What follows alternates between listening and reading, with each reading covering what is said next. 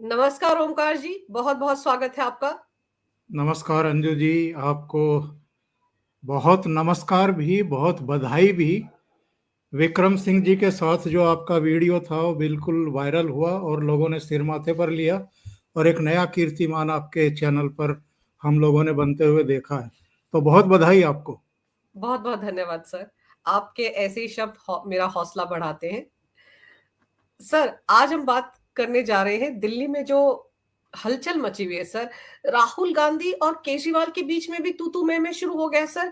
आपको सच में लगता है कि ये लड़ाई हो रही है या ये कोई नूरा कुश्ती देखने को मिल रही है?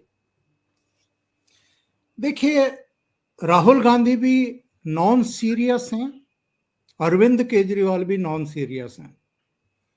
जिस तरह की पॉलिटिक्स ये दोनों मिलकर के कर रहे हैं, पब्लिक की समझ में आ नहीं रहा है कि ये अलग अलग लड़ रहे हैं या मिलकर के कोई नूरा कुश्ती हो रही है।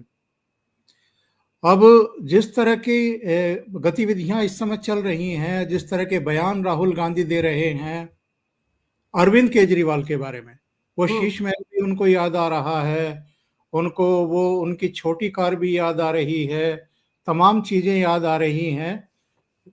लेकिन अभी लोकसभा चुनाव तो साथ ही मिलकर के लड़े हैं दिल्ली में। बिल्कुल। 3 सीटें कांग्रेस को दी थी, अरविंद केजरीवाल ने 4 सीटों पर खुद लड़े थे। तो तब वो छोटी गाड़ी याद नहीं आ रही थी राहुल गांधी को, या इनका शीश महल तब तक बना नहीं था।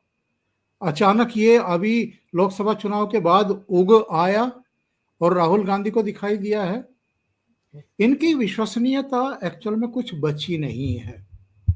ये मौका परस्त लोग हैं और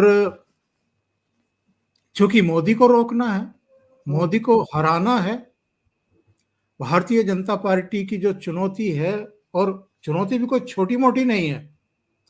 2014-2019 के रिजल्ट बताते हैं कि ये लगभग साफ हुए हैं, लगभग साफ हुए हैं। 2014 में राहुल गांधी की कांग्रेस पार्टी की 44 सीटें थी, 2019 में केवल 52 सीटें थी। अरविंद केजरीवाल का तो खाता ही नहीं खुला था दिल्ली में, तीनों चुनाव में नहीं खुला है। हुँ। तो ये सब जितने भी थे, वो चाहे शरद पवार हो, ममता बनर्जी हो, उद्धव ठाकरे हो, अखिलेश यादव हो, लालू यादव हो, उमर अब्दुल्ला, फारूक अब्दुल्ला हो, ये सारे के सारे इकट्ठा क्यों हुए थे? क्योंकि इनको पता था कि हम अकेले अकेले अपने अपने क्षेत्रों में मोदी जी से लड़ ही नहीं सकते हैं, इसलिए इकट्ठा हो जाओ। इकट्ठा हुए, डेंट भी पहुंचाया मोदी जी को। लेकिन उसके बाद क्या हो रहा है? उसके बाद जब लोगों को लगा कि गलती हो गई, कहीं ढील रह गई, कहीं आलस्य रह गया और ये लोग हमें बांटने में कामयाब हो गए, तो वो फिर यूनाइट हो गए। और हरियाणा और महाराष्ट्र के नतीजे आप देख लीजिए क्या हुआ है। इस समय कांग्रेस पार्टी इसलिए चुनाव मैदान में लड़ती हुई दिखना चाहती है। लड़ रही है कि नहीं लड़ रही है आई डाउट। वो हुँ। लड़ते हुए दिखना चाहते हैं ताकि जो डोनेशन देते हैं इनकी पार्टी को, चंदा देते हैं, वो कम से कम कुछ तो दें कि भाई कांग्रेस पार्टी दिल्ली का चुनाव लड़ रही है, चलो मदद करते हैं इनकी, जो इनके शुभ चिंतक हैं, देश के भीतर भी और देश के बाहर भी। तो चंदा प्राप्ति का एक प्रयास है। नंबर 2, इनको लग रहा है कि यार हम इसी तरह घर फूंक तमाशा देखते रहे, हुँ। अपने घर में आग लगा करके पड़ोसी अरविंद केजरीवाल के घर में उजाला करते रहे, तो हमारे घर में कुछ बचेगा नहीं। और मैं तो पिछले दिनों अपने यहाँ प्रोग्राम किया अपने चैनल पे कि मैंने राज्य दर राज्य आंकड़े पेश किए हैं, जिसमें बताया है कि ये जो नफरत के बाजार में मोहब्बत की दुकान खोलने का दावा करते हैं राहुल गांधी, इनकी दुकान में कुछ बचा ही नहीं है। अलग अलग राज्यों में ये इनका लगभग सुपड़ा साफ है। बस कुछ राज्यों में अब इनकी उपस्थिति दिखाई दे रही है, बाकी राज्यों से तो इनका लगभग सफाया हो चुका है। बहुत सारे स्टेट तो अब ऐसे हैं जहां एक भी एमएलए नहीं है इनका, और 1 दर्जन से ज्यादा राज्य अभी भी ऐसे हैं जहां एक भी एमपी चुन करके नहीं आया है। तो महाराष्ट्र और हरियाणा हारने, जम्मू कश्मीर में केवल 6 MLA आने, झारखंड में केवल 16 या 18 MLA आने के बाद इनको लगा कि भाई खुद कुछ कर लो, खोया हुआ जनाधार वापस ले लो, इसलिए कोशिश हो रही है। जी। और इनकी तरफ से जो कोशिश शुरू हुई है उससे अरविंद केजरीवाल अतिरिक्त सतर्क हुए हैं। अंजू जी, आपने ध्यान दिया होगा, अभी आदित्य ठाकरे का एक बयान आया है कि जी दिल्ली में अरविंद केजरीवाल जी जीत रहे हैं, हम अरविंद केजरीवाल जी के साथ हैं, यानी हम कांग्रेस पार्टी के साथ नहीं हैं। उधर अखिलेश बाबू इनकी मदद के लिए आगे आ आ गए गए। हैं। आ गए। वो जो हैं इकरा हसन को कहा कि भाई आप जरा अरविंद केजरीवाल के पक्ष में थोड़ा सा प्रचार वर्चार करो, कुछ दूसरे लोगों को भी इन लोगों ने मैदान में उतारा है। मतलब एक मैसेज देने की कोशिश है कि अखिलेश भैया अगर अरविंद केजरीवाल के साथ हैं तो जो दिल्ली के मुसलमान थोड़ा बहुत छिटक रहे हैं, नाराज हो रहे हैं, इमामों को वेतन नहीं मिला है इसलिए भी नाराज हैं, तो वो अरविंद केजरीवाल के साथ ही रहे, भारतीय जनता पार्टी को हराने के लिए कांग्रेस के पास ना जाएं। सर, मुस्लिम वोट बैंक का ही सारा राजनीति चल रहा है, ये खासतौर पर इंडी गठबंधन में। उधर ओवैसी भी कूद चुके हैं, वो दिल्ली दंगों के आरोपियों को, ताहिर हुसैन को मैदान में उतार चुके हैं, शिफा उर रहमान को मैदान में उतार चुके हैं, कस्टडी पैरोल पर वो बाहर भी आ गए हैं, चुनाव प्रचार कर रहे हैं पूरे पुलिस दल बल के साथ। लेकिन सर, केजरीवाल की राजनीति आपको क्या दिख रही है इस वक्त? वो जो जहर मिला दिया है पानी में हरियाणा सरकार ने, दिल्ली वालों में को मारना चाहती है बीजेपी, जेनोसाइड हो जाएगा, नरसंहार हो जाएगा, उसको लेकर तो वो बुरी तरह से फंस गए हैं सर। कौन सा जहर मिला था यमुना के पानी में, वो चुनाव आयोग को बता नहीं पाए। चुनाव आयोग ने आज अरविंद केजरीवाल को दूसरा नोटिस इशू कर दिया है और इनसे कहा है कि आप सबूत दीजिए इस बात का कि साहब कौन सा जहर मिलाया गया है, जहर मिलाने का सबूत दिखाएं, यानी कोई तो जहर मिला रहा होगा, उसका कोई फोटोग्राफ, कोई वीडियो, या जहर जहां से खरीदा गया होगा, किस कंपनी का जहर था, उस जहर का नाम क्या है, फिर ट्रांसपोर्टेशन हुआ होगा। अब यमुना नदी ऐसी तो है नहीं कि जिसमें 2-4 गिलास पानी हो, वहां तो लाखों क्यूसेक पानी बहता है, तो उसमें ऐसा भी नहीं है कि 2-4 चुटकी किसी ने जहर डाल दिया और वो जहरीली हो गई, तो कई टन उसमें जहर डालना पड़ेगा तब जाकर के वो जहरीली होगी। तो ऐसे में चुनाव आयोग ने कहा कि भैया एक तो पानी में कौन सा जहर मिलाया गया है उस जहर का नाम बताओ, दूसरे जहर मिलाने का सबूत दिखाओ, तीसरे किस जगह पर जहर पाया गया है ये बताओ, और जल बोर्ड के किन इंजीनियरों ने इसे डिटेक्ट किया है जरा उन इंजीनियर्स के नाम बताओ, फिर इंजीनियरों ने पानी में जहर रोकने का कौन सा तरीका अपनाया है जरा ये बताओ। तो 5 स्पेसिफिक सवाल अरविंद केजरीवाल से पूछे हैं और ये कहा है कि सुबह यानी 31 जनवरी की सुबह 11 बजे तक आप जवाब दीजिए। और चुनाव आयोग के सख्त रवैये से ऐसा लग रहा है अंजू जी कि कड़ी कार्रवाई करने के मूड में है वो, क्योंकि जिस तरह का ये वाहियात बयान दिया गया है इसके पीछे की राजनीतिक मंशा समझने की जरूरत है और इसको चुनाव आयोग भी समझ गया है। भारतीय जनता पार्टी ने तो कई तरफा हमले किए हैं, हरियाणा के मुख्यमंत्री ने अलग रिएक्शन दिए हैं, प्रधानमंत्री की तरफ से अलग रिएक्शन आए हैं, उनकी जो प्रवक्ताओं की टीम है संबित पात्रा से लेकर सुधांशु त्रिवेदी तक उनके अपने बयान आए हैं, जो बाकी की लीडरशिप है वो भी हमलावर है, दिल्ली की इनकी लीडरशिप इस समय हमलावर है। और देखो सब जानते हैं हरियाणा और दिल्ली में बिल्कुल ऐसे वो कहते हैं ना चोली दामन का साथ है, हरियाणा के लोगों की रिश्तेदारियां दिल्ली में हैं, दिल्ली की रिश्तेदारियां हरियाणा में है, दिल्ली हरियाणा से 3 तरफा घिरी हुई है। हरियाणा के कितने परिवार दिल्ली में रहते हैं, नौकरी करते हैं, बिजनेस करते हैं, क्या अरविंद केजरीवाल कहीं और से टपके हैं, ये हरियाणा से नहीं आए हैं, इनका परिवार हरियाणा का नहीं है क्या? और फिर भी आप हरियाणा पर इतना गैर जिम्मेदाराना आरोप लगाएंगे। और हिंदुस्तान के इतिहास में आज तक जो नहीं हुआ कि साहब किसी को मारने के लिए आप किसी नदी में जहर मिला दो, तो बताइए। ये बेहद संगीन और गंभीर आरोप है। चुनाव आयोग ने कहा है कि सुबह 11 बजे तक सबूत दीजिए, नहीं देंगे तो आप देखिएगा चुनाव आयोग उल्टा लटकाएंगे इनको। अभी आप सोचिए, 31 जनवरी को जवाब मांगा गया है, 1 फरवरी, 2 फरवरी, 3 फरवरी, बस 3 दिन बचेंगे चुनाव प्रचार के दिल्ली में। 3 फरवरी की शाम को चुनाव प्रचार थम जाएगा। इन्होंने कितनी बड़ी मूर्खता की है कि चुनाव आयोग अगर इन पर 2 दिन की भी पाबंदी लगाता है, जो एक परिपाटी और परंपरा है, तो ये सिर्फ आखिरी दिन चुनाव प्रचार कर पाएंगे दिल्ली की जनता के लिए, अपनी पार्टी के लिए। 2 दिन इनके पाबंदी में जाएंगे, और अगर चुनाव आयोग ने इनके खिलाफ एफआईआर दर्ज करने के आदेश दे दिए, या इसके आगे भी अगर चुनाव आयोग चला गया, तो फिर इनको लेने के देने पड़ेंगे। और यही वजह है आज प्रेस कॉन्फ्रेंस करके 4 बोतलें टेबल पर सजा करके मीडिया के कैमरों के सामने बैठे हुए थे। आतिशी मारलेना को भी बुला लिया, मनीष सिसोदिया को, संजय सिंह को, क्योंकि जब आदमी घबराता है तो उसको दूसरे भी अपने आसपास बैठे हुए दिखने चाहिए कि कोई अटैक वटैक आए तो कम से कम वो संभाल लें उसको। पर आप मुझे देखिए, बताइए कि कितनी बड़ी मुसीबत इस आदमी ने अपने सिर पर ले ली है। और ये क्यों ली है?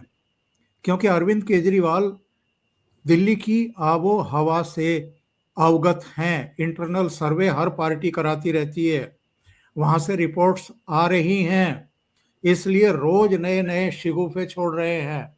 और जब आपका संतुलन गड़बड़ाता है, जब आप इनसिक्योरिटी फील करते हैं, तो इसी तरह की आत्मघाती गलतियां करते हैं, जैसी अरविंद केजरीवाल ने कर दी है।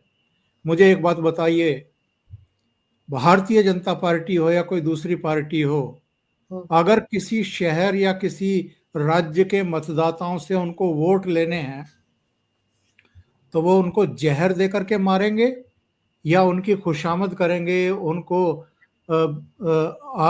सुनहरे भविष्य के लिए अवगत कराएंगे और उनको अपने लोक लुभावन अपने योजनाएं अनाउंस करेंगे अपने उनके लिए। आकर्षित करने की कोशिश करेंगे। क्या करेंगे? तो आकर्षित कोई करेंगे सर। अगर एक एक कॉमन बुद्धि वाला आदमी भी ये तथ्य जानता है, लेकिन ऐसा आरोप केवल इसलिए लगाया क्योंकि हार दीवार पर लिखी हुई दिखाई देने लगी है, और इनको लगता है कि ये आखिरी दांव है कि दिल्ली के लोगों को, मतदाताओं को किसी तरीके से भारतीय जनता पार्टी के खिलाफ भड़काओ, उकसाओ कि ये तो तुम्हें मारना चाहते हैं जहर दे करके। अब इनको जवाब देना पड़ेगा, सबूत देना पड़ेगा, नहीं तो अंजाम भुगतना पड़ेगा। सर हैरानी की बात तो ये कि जो पहला जवाब दिया है उसमें अमोनिया का जिक्र कर रहे हैं। भाई आपने तो पॉइजन कहा था, आपने तो जहर कहा था, आप अमोनिया कहते तो दिल्ली के लोगों को तो पता है ना सर कि यमुना के पानी में अमोनिया है, उसकी मात्रा घटती बढ़ती रहती है। दिल्ली वाले अच्छे तरीके से जानते हैं कि बदबूदार पानी जब आता है तो अमोनिया की मात्रा ज्यादा होती है, कोई नहीं पीता उस पानी को सर, तो मरने का सवाल तो वैसे ही पैदा नहीं होता। लेकिन यहाँ तो नरसंहार, जेनोसाइड, मैसेकर की बातें वो कर रहे थे। पर सर अब जब उनको दूसरा नोटिस मिल गया है तो उन्होंने प्रेस कॉन्फ्रेंस करके ये भी तो कहा कि मुझे नोटिस दिला रहे हैं, एफआईआर कर रहे हैं, डाल दो मुझे जेल में, मैं तो पहले भी जेल में रहा हूं।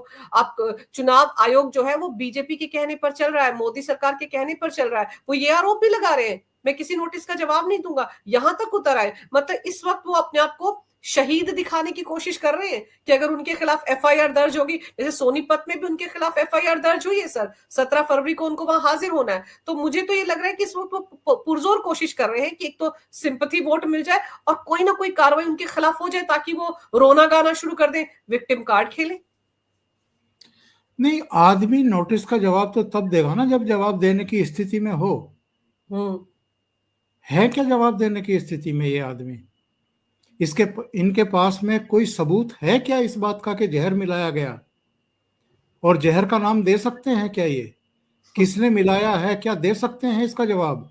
किस इंजीनियर ने पकड़ा है, क्या इसका जवाब दे सकते हैं? इन्होंने कहा था कि हमारे इंजीनियरों ने समय रहते उसे पकड़ लिया, जहर को पकड़ लिया। और जहर को कहां से पकड़ा होगा भाई? यहां से पकड़ा होगा, कान पकड़ा होगा। मतलब ये तो बताओ कि जहर को पकड़ा कहां से। और फिर दूसरी बात ये कह रहे हैं कि हमारे इंजीनियरों ने उसी समय उस पानी को, जहर मिले पानी को वहीं रोक दिया। हाँ, मतलब मिलने नहीं दिया यमुना में। 2-4 गिलास पानी था क्या? लाखों क्यूसेक पानी आ रहा है नदी में, उसको इंजीनियर इतने काबिल हैं कि वहीं रोक दिया। और कोई बांध भी नहीं बनाया, पानी का कोई डाइवर्जन भी नहीं किया। ये भी नहीं है कि कहीं पाताल में उतार दिया उस पानी को, या उत्तर प्रदेश की तरफ मोड़ दिया, या हरियाणा में से ही होते हुए राजस्थान या कहीं गुजरात गुजरात कहीं या पाकिस्तान भिजवा दिया। कहां भेज दिया? तो जवाब है क्या इनके पास में? जवाब नहीं है। इसलिए कह रहे हैं कि मैं इसका जवाब नहीं दूंगा। वरना 14 पेज का जवाब तैयार तो करवाया था ना वकीलों की टीम से। तो ऐसे ही अब 28 पेज का जवाब तैयार करवा के भिजवा दो, उन कंपनियों का खुलासा कर दो। आप तो जब अन्न आंदोलन के गर्भ से निकले थे तो प्रशांत भूषण, शांति भूषण और तमाम दूसरे लोगों को प्रेस कॉन्फ्रेंस में बैठा करके, और वो पूरे गड्ढे लेकर के बैठते थे कागजों के, कि ये देखो ये दस्तावेज हमारे पास है, अंबानी के खिलाफ हैं, वाड्रा के खिलाफ हैं, ढिमकाने के खिलाफ, उसके खिलाफ हैं। देते किसी को नहीं थे, और लाइव प्रेस कॉन्फ्रेंस करके आरोप लगा करके भाग जाते थे। हाँ, नैतिक जिम्मेदारी बोलते थे कि उनकी है, उनको इस्तीफा दे देना चाहिए तुरंत, तब ये बोलते थे सबूत सर। सबूत किसी के नहीं दिए इन्होंने, कभी कभी नहीं दिए, क्योंकि उसमें पकड़े जाते। और जब जब 3 लोगों ने पकड़े इनका गए कान पकड़ा, 3 लोगों तो ने इनका माफी कान मांगी। पकड़ा, एक पंजाब का नेता था, 2 दिल्ली में भारतीय जनता पार्टी के नेता अरुण जेटली और नितिन गडकरी, तो उनसे माफी मांग ली। और सर, यहां भी दिल्ली की जनता से माफी मांग लेते, हरियाणा की जनता से माफी मांग लेते, लेकिन इनकी पोल पट्टी खुल जाती, इनकी छवि खराब हो जाती, और दिल्ली में वोटों के लाले पड़ जाते। इसलिए अभी तो अड़े हुए हैं 5 फरवरी तक। 5 फरवरी के बाद देखते हैं। पर सर, ये जो 4-4 बॉटल्स पानी की लेके घूम रहे थे संजय सिंह, आतिशी मार लेना, उनको खुद ही पी लेते, तबीयत खराब हो जाती तो हमको पता चल जाता कि उसमें जहर है। यही काम कर लेना चाहिए था। दूसरों को पीने के लिए कह रहे हैं कि पानी पीजिए। अरविंद केजरीवाल को देखो, चुनौती दे रहे हैं अमित शाह को, राहुल गांधी को भी, कि पानी पी लीजिए। अरे आप तो खुद डुबकी नहीं लगा पाए उस पानी में और दूसरों से कह रहे हैं कि पी ले। और यमुना का पानी सर सीधे किसी के घर में नहीं जाता है, ट्रीट होकर ही जाता है। वो पानी जब पीने लायक बन जाता है तभी लोगों के घरों में जाता है। और ये दूसरों से कह रहे हैं कि आप सीधे यमुना में उतरिए और पानी पी लीजिए। इन्होंने पूरी राजनीतिक जीवन में नौटंकी के अलावा कुछ दूसरा काम किया है क्या? और इसी के बल पर तो ये यहां तक पहुंचे हैं। आपको तो याद है अंजू जी, उस समय आप सक्रिय थी मीडिया में, सक्रिय में जो मेन स्ट्रीम का मीडिया है उसमें थी, जब ये लिहाफ लेकर के और उस पर रेलवे भवन के पास सड़क पर लेट गए थे, और वो भी गणतंत्र दिवस से ठीक पहली रात को। बिल्कुल। तो इतना बड़ा नौटंकीबाज कोई दूसरा तो हुआ नहीं है। दूसरे ये भी जानते हैं, मीडिया की कमजोरी भी जानते हैं, कि ये जो 24/7 का मीडिया है, इसको अपना पेट भरने के लिए कुछ ना कुछ चाहिए। अच्छा, उनके लिए केवल स्टूडियो में बैठ करके खबरें पढ़ने से भी काम चलता नहीं है, उनको कुछ विजुअल भी चाहिए।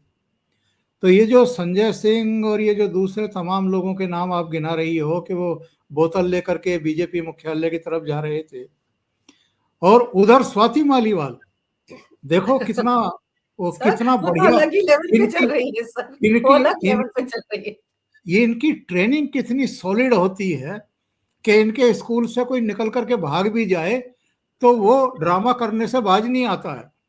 बिल्कुल। इधर ये पानी की तथाकथित बोतलें लेकर के चल रहे थे टीवी कैमरों के लिए, विजुअल्स के लिए, उधर वो भी उनके विजुअल्स बनवा रही थी मीडिया के साहब देखो, मैं विकासपुरी से एक ट्रक में कूड़ा भर रही हूं और फिर इसको हम ले जाकर के अरविंद केजरीवाल के घर के बाहर डालेंगे।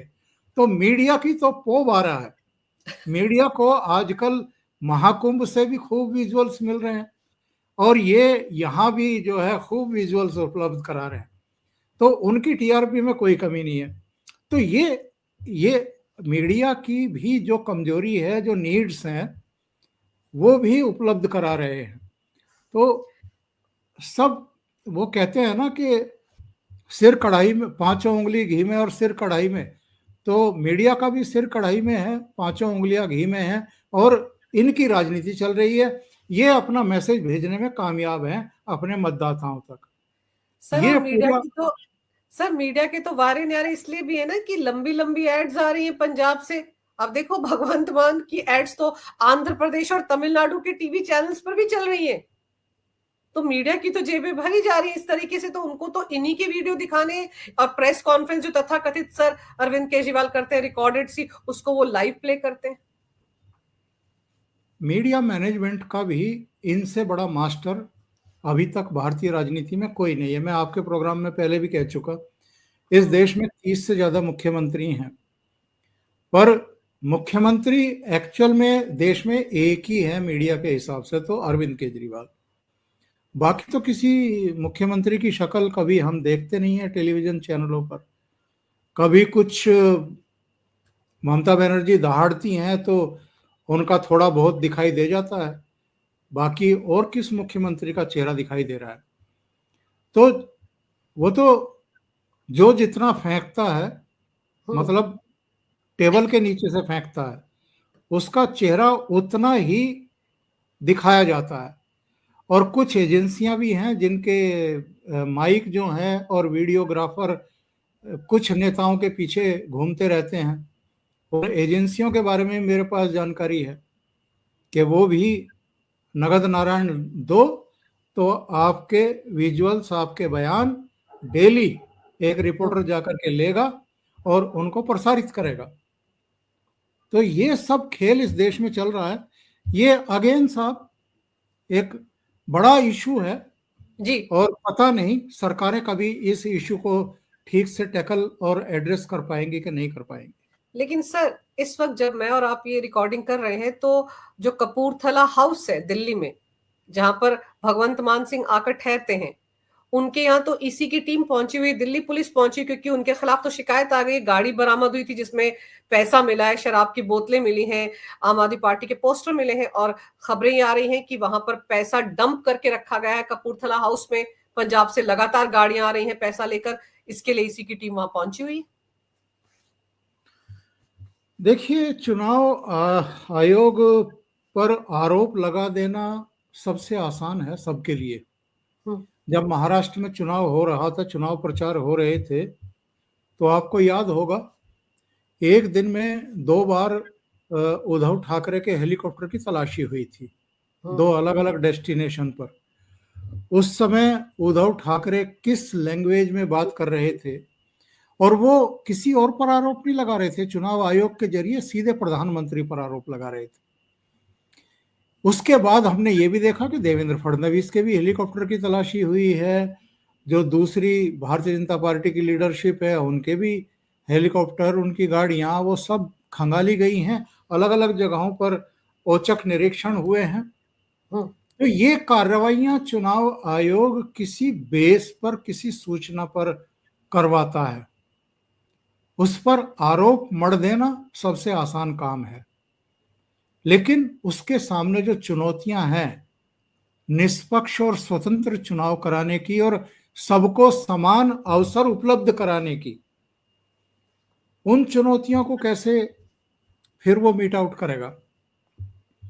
और आज की प्रेस कॉन्फ्रेंस में आपने देखा मुख्य चुनाव आयुक्त राजीव कुमार के बारे में कितनी निचले स्तर की लैंग्वेज का इस्तेमाल किया है अरविंद केजरीवाल ने। बिल्कुल। ये 28 फरवरी को रिटायर होने जा रहे हैं, फिर से कोई नौकरी तलाश करने के लिए ऐसा कर रहे हैं, यानी मुझे दूसरा नोटिस इशू कर रहे हैं। अगर राजनीति करने का इतना ही शौक है तो दिल्ली की किसी विधानसभा चुनाव से चुनाव लड़ लें। मतलब एक संवैधानिक संस्थान के हेड, मुख्य चुनाव आयुक्त, उनका स्तर आपने ये कर दिया कि वो विधानसभा का चुनाव लड़ेंगे आपके कहने पर दिल्ली में। इससे पहले जितने मुख्य चुनाव आयुक्त हुए हैं रिटायर होने के बाद, उनमें मनोहर सिंह गिल का नाम मुझे याद आ रहा है, जो कांग्रेस पार्टी ने राज्यसभा में भी भेजे थे और केंद्र में मंत्री भी बनाए थे। तो ये तो इनकी सोच का स्तर है। और किसी को भी अपमानित कर दो, किसी पर कुछ भी आरोप लगा दो, जब आप नोटिस का जवाब ना दे पाओ, सवालों के जवाब ना दे पाओ, और जब कानूनी प्रक्रिया में घिरते हुए दिखाई दो, और जब सिर पर तलवार लटकी हुई हो, तो इसी तरह की पेशबंदी आदमी करता है बयानों के जरिए, जैसी अरविंद केजरीवाल इस समय करते हुए दिखाई दे रहे हैं। सर, अरविंद केजरीवाल का तो ये हाल है कि चित भी मेरी पट भी मेरी। जब उनकी शिकायतों पर प्रवेश वर्मा को नोटिस जारी होते हैं तो आम आदमी पार्टी वाले बल्ले बल्ले करते हैं, उनको बड़ा अच्छा लगता है चुनाव आयोग ने कार्रवाई की। और जब उनके खिलाफ कार्रवाई हो रही है तो रोना पीटना शुरू हो गया, विक्टिम कार्ड खेला जा रहा है। लेकिन सर, अब देखते हैं कि 31 जनवरी को 11 बजे तक जो अरविंद केजरीवाल को जवाब देना है इस नए नोटिस का, इसका जवाब वो देते भी हैं या नहीं देते हैं, और अगर नहीं देंगे तो फिर चुनाव आयोग इनके खिलाफ क्या कार्रवाई करता है। सर, आपने समय निकाला इस महत्वपूर्ण विषय पर तमाम जानकारी मेरे दर्शकों को दी। आपका जी, बहुत बहुत धन्यवाद। नमस्कार। नमस्कार।